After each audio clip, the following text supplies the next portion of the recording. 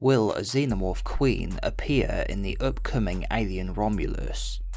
First introduced in Aliens, a queen alien is the matriarch of a xenomorph hive, serving as its leader, issuing commands telepathically through a hive mind to the subservient castes like drones and warriors. When connected to an egg sac, she will lay the xenomorph eggs, which are called ovomorphs and contain facehuggers, allowing her hive to grow and expand in numbers. The last time we saw a queen was in fact 20 years ago in the movie Alien vs Predator from 2004, or if you want to get really technical, then the Predalien from AVP Requiem was said by the filmmakers to be a young queen known as a Praetorian, but if you're talking strictly a human-born adult-sized alien queen, then we haven't seen one in a movie since AVP, so it has been a very long time since we have actually seen an alien queen on screen.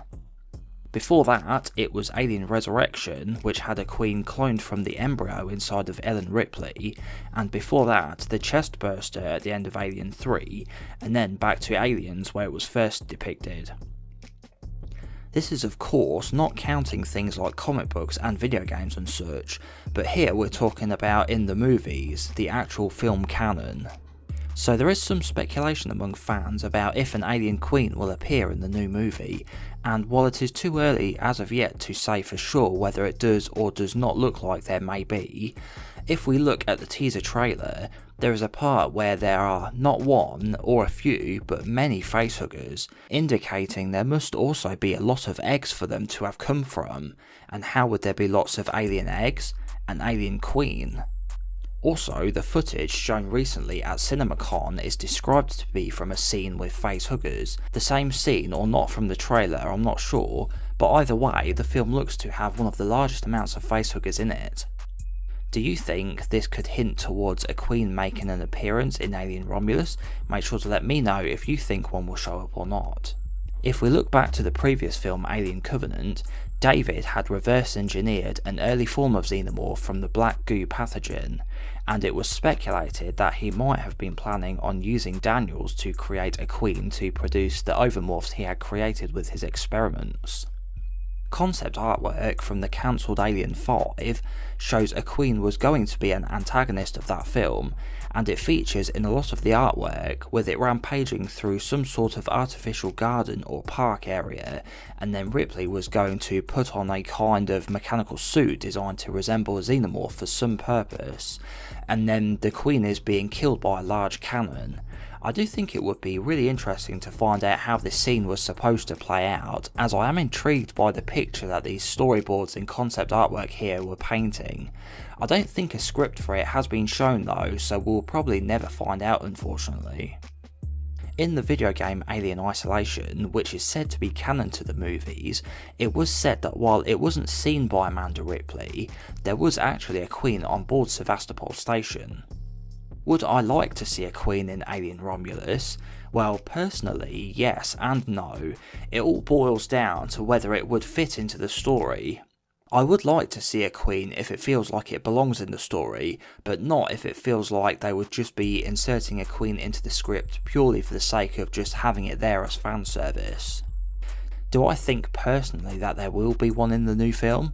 Honestly, at the moment I would say no, as going from the look and feel of what we've seen so far, they seem to be making it look a lot more like the first Alien, and there was no queen in the first film, so I think it looks more like that they are trying to recapture a lot of the stuff from Alien 1979 rather than the second movie Aliens. Will an engineer, aka space jockey, appear in the upcoming Alien Romulus? Originally, the origin and purpose behind the space jockeys was left mysterious for a period of 33 years between the first Alien movie in 1979 up until 2012. During this time, a lot of extended media, mainly comic books and novelizations, would attempt to open up and expand upon the space jockeys themselves.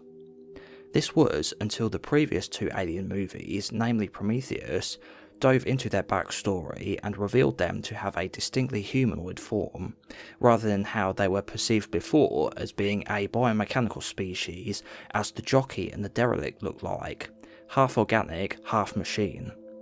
but this was instead revealed to be a suit the actual creature was inside, rather than being its actual body. Also, they were given an official name of engineers, replacing the previous unofficial title, space jockeys. So how could an engineer be included in Alien Romulus, and would it make sense for them to do so? Well, not much info about the new movie has been unveiled as of making this video, but if we take a look at the Alien Romulus page on the Xenopedia wiki, under plot it reads: the film, an original standalone feature based on the original sci-fi horror movie released in 1979, will follow a group of young people on a distant world who find themselves in a confrontation with the most terrifying life form in the universe. Romulus takes place in 2142, between the events of Alien and Aliens. Most of the film takes place on the space station Renaissance. Many of the characters are siblings, whether it be through blood or as surrogate siblings. Romulus takes place in the era of the first film. This is represented on screen with the technology present being the same, or at least similar to that in Alien, whereas the technology seen in Aliens is on the cusp of being developed. The film is designed to be accessible to those who have not watched any prior Alien films. Its level of connectivity to said films has differed between sources. According to Collider, Romulus will have no connection to any previous Alien film or the TV series. According to Alvarez himself, however, connections to other films aren't ignored, specifically mentioning Alien and Alien Covenant. So going by the articles and interviews this page is referencing, it seems that the new movie will have some connection to the previous films, only loosely, but not outright ignoring them. So it would seem they aren't entirely retconning the two prequel movies. But with it being set after Prometheus, Covenant and Alien, it may reference them, but obviously not anything from Aliens or onwards, or Alien vs Predator. Also, seeing as this text says it mostly takes place on the space station Renaissance and not entirely, then could that mean perhaps that maybe could the Covenant be found by the crew members of the Renaissance? Perhaps if they detect it and then maybe dock with it and board it, could that maybe lead them to discovering David's experiments and how he creates the xenomorphs, and then that leading them to the engineers somehow? If you saw Alien Covenant, then you may be thinking, hey, wait a minute, I thought David dropped the black goo on the engineers and wiped them out. How could they still exist in Alien Romulus if it's set after Alien Covenant? Well, it is said that the inhabitants of the planet in Covenant aren't actually engineers, but rather another race created by them, just like humans, as evidenced by their differing appearance to the engineers from Prometheus. The beings in Covenant looked more like halfway between humans and engineers, rather than actual engineers, as well as their civilization looking nowhere near that of even humans, let alone engineers. Except for the docking module, but that doesn't match the surrounding structures, so could easily just be some technology left behind by the engineers. Also, if you look at the way they react to the engineer ship, it's as if it is out of the ordinary, and like they are excited because they think the engineers are returning, who they likely worship. Kinda like in AVP when the ancient Antarcticans worshipped the Predators. So a little bit more on the engineers themselves. Also known as space jockeys, engineers were an ancient extraterrestrial species of unknown origin. They possessed some of the most advanced technology in the entire galaxy, with special emphasis placed on their skills in genetic engineering. Credited with the creation of humankind, engineers were believed to have been beneficent creators of sorts, who sailed the stars terraforming primordial celestial bodies and sealing them with the foundations of biological life. As such, they were revered as gods by the species they created. In appearance, they are extremely pale humanoids and closely resemble humans, but are readily distinguished by their hairlessness, high nose bridge, raised brow ridges, extreme height and larger muscle mass. The veins underneath their skin are visible and their eyes are black. They are highly sophisticated and possess technology centuries ahead of mankind, and are even more advanced than the Outer. They are extremely advanced in spaceflight and genetic engineering. The planet LV-223 was a research planet used by them and was where they were experimenting with the black goo, an extremely potent and virulent mutagenic pathogen consisting of millions of microorganisms. It was designed to act in a dual role, to create life forms and also to act as a biological weapon. Due to its volatile nature at ambient temperature, the engineers housed the pathogen within special containers. Those affected by the mutation were subject to violent mutations. The principal theory of their connection to the xenomorphs, which was mentioned briefly by Ridley Scott in his director's commentary for the first Alien DVD, is that the engineers' ship in Alien was a bomber and that they used them as biogenic weapons to fight an ancient war against an unknown race. There is some evidence to support this, such as the xenomorph's biomechanical nature. Xenomorph eggs were believed to be used as bombs on an enemy planet, and then the xenomorphs would proceed to kill the entire population as they spawned. In Prometheus, it is known that a lone engineer was responsible for the creation of the human race. He sacrificed himself as his people left the empty Earth, drinking chemicals that dissolved him and changed his DNA to the planet's first microorganisms. Humanity would eventually develop from this sacrifice, making the engineers the ancestors of the human race. As such, human DNA and engineer DNA are virtually identical. The lone engineer's reasons for doing this is unknown, though it seems his race did not hold any positive regard for their descendants. Dozens of cargo ships carrying the weaponized black liquid were set to launch for Earth to release the pathogen and let it wipe out humanity, only to see the engineers somehow lose control of their intended weapons and perish. The crew of the US CSS Prometheus believed that the abandoned planet they explored was an outpost for weapons engineering and development, lending credence to the theory that the engineers created the xenomorphs. It was also noted by the crew of the Prometheus that the engineers on LV-223 had been dead for around 2,000 years. This had led fans to speculate that up until about 2,000 years ago, engineers were on good terms with humans, but a specific event occurred which caused them to become hostile towards humanity. This explains the cave drawings inviting humanity to track them down. So despite the consensus generally being middle to negative towards Prometheus, I in fact actually really enjoyed the film for what it was. That being said though, story-wise talking about the Alien franchise as a whole, I prefer the idea of the space jockeys being the half organic, half machine, as we all thought they looked like in the original film, as opposed to them being giant humanoids inside a flight suit as depicted in Prometheus. Do I personally think an engineer/space jockey will appear in Romulus? I would say no, I don't think they will, as they look to be going back to basics, kind of like how they did with Prey, and I don't think they'll want to weigh down the story with a load of baggage carried over from the prequels, even if they don't actually dismiss those films outright. Would I myself like to see an engineer in Alien Romulus? Again, I would say no, as I'm more of a fan of the idea of them just being mysterious and left to your imagination. The same way I prefer the xenomorphs to be a natural species as opposed to them being created by David or the engineers. Will the black goo return in Alien Romulus? In the new trailer for Alien Romulus, while examining the hive mist covering a walkway, the android character known as Andy is holding on to some sort of vessel housing a number of about 5 or 6 tubes, which each look to contain some sort of liquid. What could this mystery substance be? Is there a possibility that it could be the black goo from the 2 previous movies, Prometheus and Alien Covenant? The black goo was an extremely potent mutagenic pathogen consisting of millions of small microorganisms. It was manufactured by the alien species known as the Engineers. It was designed to act in a dual role, to create life forms and also to act as a biological weapon. Due to its volatile nature at ambient temperature, the Engineers housed the pathogen within special containers known as urns. Those affected by it were subject to various violent mutations.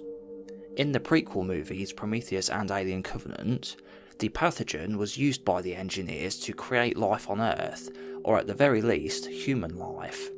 In the distant past, a chosen engineer drank the substance which broke down his body, repurposing his DNA to create a new organism, giving birth to the human race.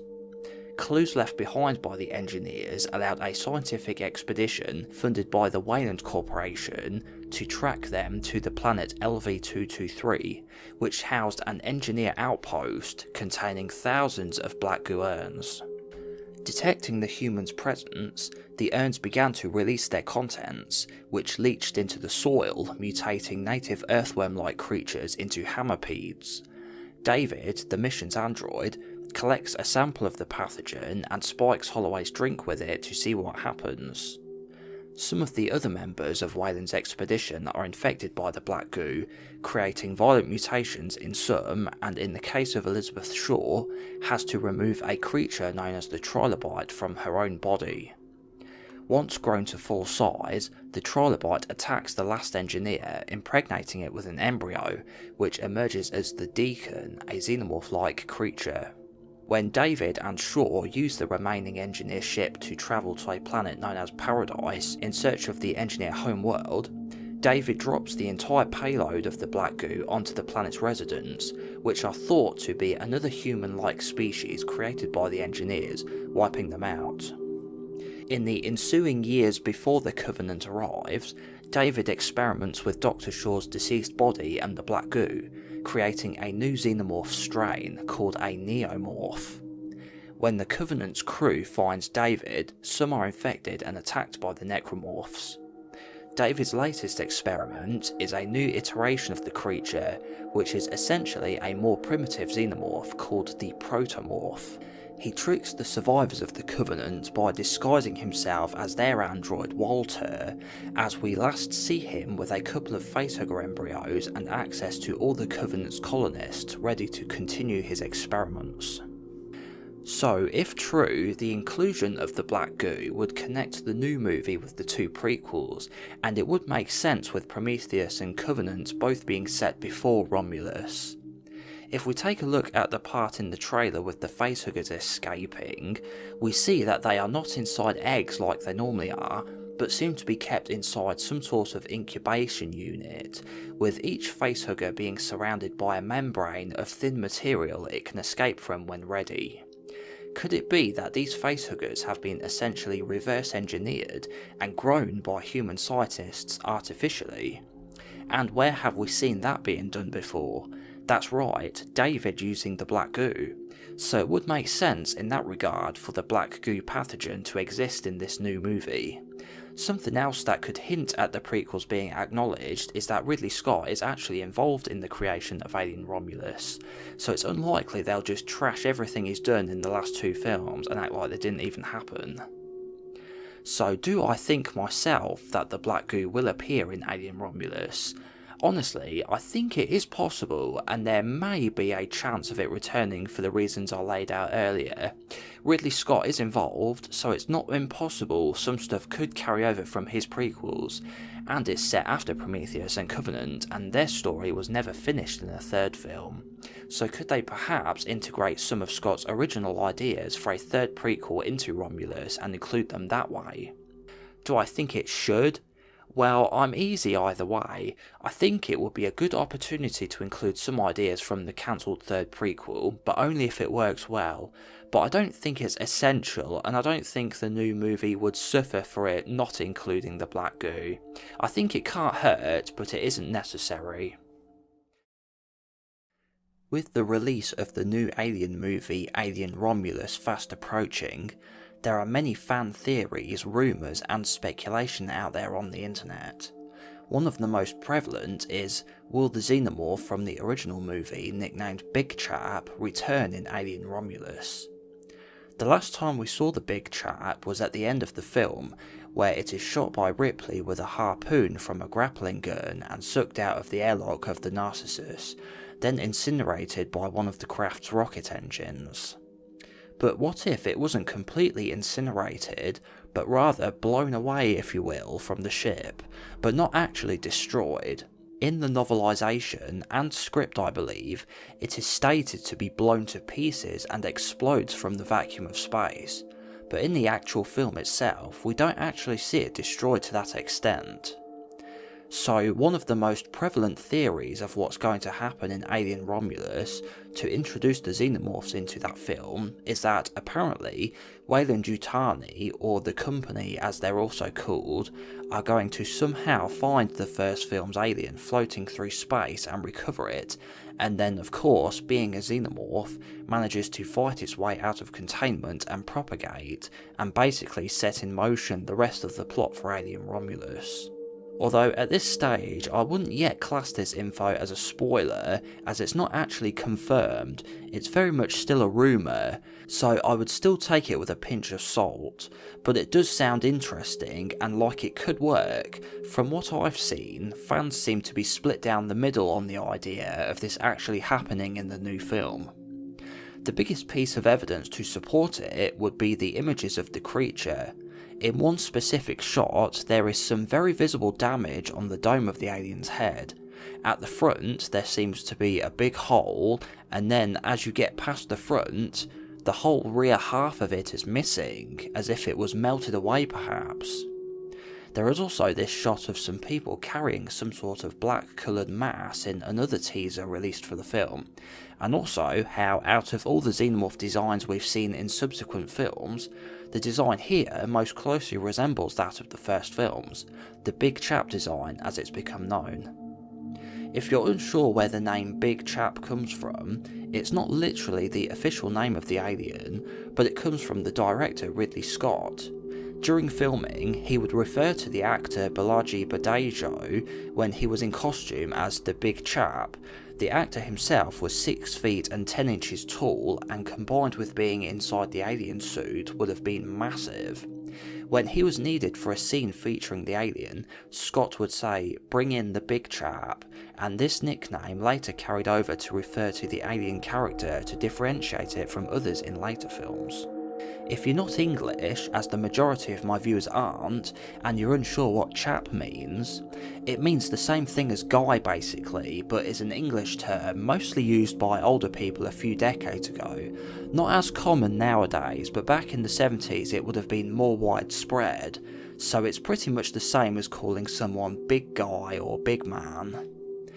So how could the first movie's alien be found by the characters of the latest film? Would it be plausible, as critics of the theory have said it would be too small of an object in the vastness of space, especially when they weren't sure of the exact location of the derelict, which was way bigger than one xenomorph? Well, there are some counterpoints they could use to explain them finding Big Chap floating in the void. One I've heard is that the grappling gun attached to it could have had some sort of tracking device in it, and they follow that and find it, which I guess is possible, or as the Narcissus wasn't too far away from the Nostromo when it self-destructed, they could have gone to its last known coordinates and begun their search from there, as they were aware of the xenomorph to some extent, so probably would have done all they could to find it. Also, bear in mind Alien is set in the future, so they would no doubt have better sonar and stuff than we have today, so something we'd write off as impossible to find in our time may not necessarily be true in the future. You may say, but they couldn't find Ripley and the Narcissus for 57 years, so if they couldn't find a whole escape shuttle, how would they find a single xenomorph? Well, something you have to keep in mind, being such an evil company as they are, they would have cared way more about finding the specimen than looking for Ripley. They may not even bother looking for her at all, but they would be way more willing to find the alien, as they wanted it for their bioweapons research. Another counter-argument is that there are some differences between the designs of the xenomorph in Alien and Alien Romulus. If you compare the released photos to the first film, yes, there are some small differences, like the face being a bit more rounded, kinda like the design in Alien Covenant, as well as the teeth and inner jaw looking different. Also, the lips, cheeks and chin areas are different too.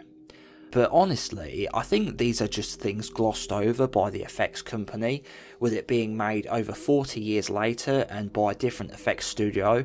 I think they aren't that concerned with putting it under a microscope and making it 100% accurate. They probably just made it close enough for it to be recognisable enough for people to make the connection, as you have to remember these movies are mainly targeted towards normies and casuals, general audiences, not the absolute hardcore like you and me who have watched every single movie and played the video games and read comics and know all this different trivia.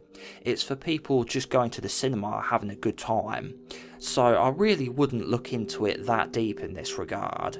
Possibly it could even be not the Big Chap itself, but they could have cloned it or something. Perhaps they'll find its body and clone it. When compared to later films, the design of the xenomorph from Alien 1979 is actually very unique. The Big Chap is characterised by its smooth, translucent head dome, upright posture, and has the most biomechanical features out of any xenomorph. When compared to the aliens in the follow-up Aliens by James Cameron, the aliens in that movie have a different looking head and are more hunched over. Colour-wise, they have more brown patches and a blue hue due to the film's lighting. Alien 3's runner alien has a quadruped body layout, as well as no dorsal tubes and a completely brown coloration. The smooth dome returns. In Alien Resurrection, the cloned aliens actually have some human DNA mixed in from the same cross-contamination Ripley 8 had, giving her acid blood and increased strength and dexterity, as well as giving the alien queen a human womb instead of an egg sac. These xenomorphs have a more fleshy appearance and digitigrade legs with a brown colour. Due to using the same suits but painted black, the aliens in AVP share the design of Resurrection but are black instead of brown. And in AVPR, they are the same as AVP1 but the ridged head from Aliens returns. Then, as there were no true xenomorphs in Prometheus, we skipped to Covenant, where the protomorph alien looked closer to the Big Chap design but ran on all fours and was more fleshy, less biomechanical. So as for myself personally, I would say that I actually do believe it is likely that the first alien will return in Alien Romulus, and that this rumour is true, as from what I've heard and seen, that's the feeling I get, and it sounds like the sort of thing they do in a film where they really want to reference the original a lot and pay homage to it. Do I think it's a good idea? Well, I would say I'm in the middle. The idea does interest me, and I think a good script could pull it off, but on the other hand, it would be very easy for this idea to fall down the member berries trope we see a lot in movies nowadays, with nostalgia so popular at the moment. Will LV-426, the planet from both Alien and Aliens, appear in Alien Romulus? Also known as Acheron, it was one of the 3 moons orbiting the gas giant Calpamos in the Zeta II Reticuli system, 39 light-years away from Earth. The moon was given its common name by the early human colonists who settled there. The main colonist base, Hadley's Hope, housed 158 people. In the upcoming new Alien movie Alien Romulus, the plot revolves around a group of young adults trying to salvage an abandoned space station in orbit above their colony planet. The trailers give us a glimpse of their fully functioning colony, complete with atmosphere processor. Could these colonies and planets in fact be the same place set before the events of Aliens? Taking a look at the trailer, you'll notice the colony in Alien Romulus features an atmosphere processor, just like Hadley's Hope, as well as another familiar artifact, a bar sign, just like the one in Aliens. If we take a look at the timeline, Alien Romulus is set 20 years after the events of Alien, and 37 years before Aliens, in the year 2142. When Ripley is being told by the Wayland executive that people have been living on LV-426, he specifically says for over 20 years, meaning since at least 2159, which is 17 years after Romulus. But with him saying over 20 years, this could still be possible, although he probably means between 20 and 29 years, or else he'd have said over 30 years. though this could be just his best recollection, so just him saying this one line may not be concrete.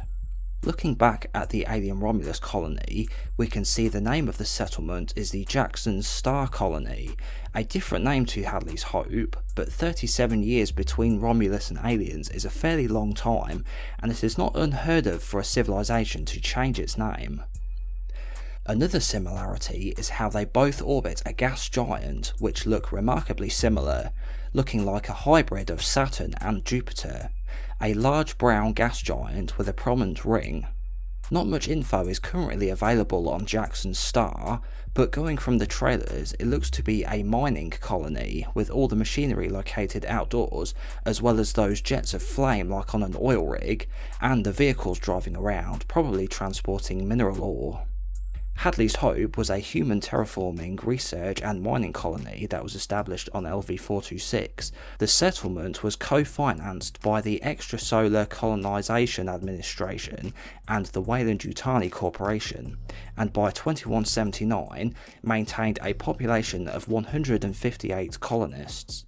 It was subject to a major xenomorph infestation that ultimately all but destroyed the complex. Although if they are not the same colony and planet, then is there a chance they could travel to it, or we could at least see it at some point in the film? Do I think it is myself? Well, weighing up the evidence I've managed to scrape together for this video, I'd say maybe, so there's a chance it either could or could not in my mind.